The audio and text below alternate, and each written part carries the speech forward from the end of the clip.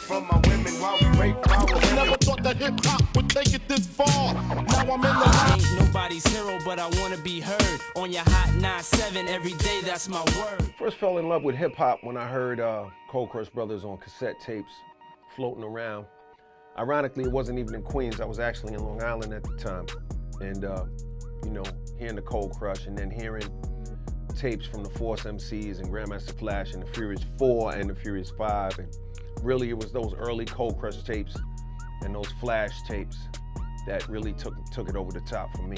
We keep your arms in the air, your feet on the floor. Guaranteed to give you what you paid your money for, cause the Cold Crush Brothers got rhymes galore. If I this tough voice, all the ladies can tell. The man on the mic, the L, the hut, the maker, the heart, the breaker. On any stage, I'm the number one player. Do it like this and you will see nobody in the place could flake like me, cause I'm the L, baby, baby. The L, baby, baby. The one who rocks you well, swell, baby, baby. Well, it's 82 and everything is fine, but I still got a thought in my mind. That do you still listen to an MC rhyme? Well, if you do, well, I bet you do. Got a lot of them junk MCs to do. And if you still got money and you wanna bet, well, I bet $100 I'm not with yet. Cause I'm the L, wanna rock so well. Sending all the black girls to the hotel. It was a famous show. I think it was called the Sugar Hill Convention. And you had the Crash Crew, you had Flash and them on the show, the Sequence, a whole lot of artists.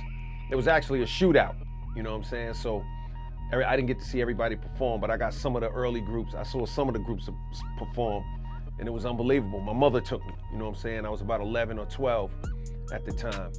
And that was my first time going to an event outside of the neighborhood guys and, you know, barbecues, block parties and all that. So that would have been the first real, like, big show where I was blown away that I was there, you know what I'm saying? My mother wasn't necessarily a huge fan of hip hop. She liked it a little bit. My mother liked other kinds of music. My mother listened to folk music and R&B, all kinds of music, but bluegrass.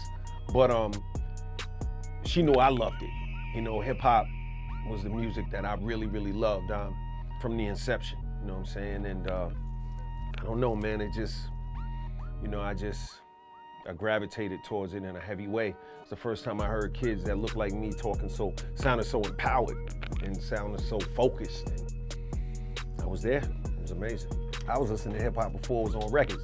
You know what I'm saying? I had rhymes before there was records. Like it wasn't even about that. Like I was listening to the Cold Crush and Furious 5 and like Flash on the beatbox. Listen to the beatbox. You know what I'm saying? Listen to this, listen to that. Like all of those different routines. So there were a lot of routines that were floating around on cassette tapes before that. And those were the things I was listening to and memorizing at the time. First time my record ever got played on the radio, it was played by this young DJ.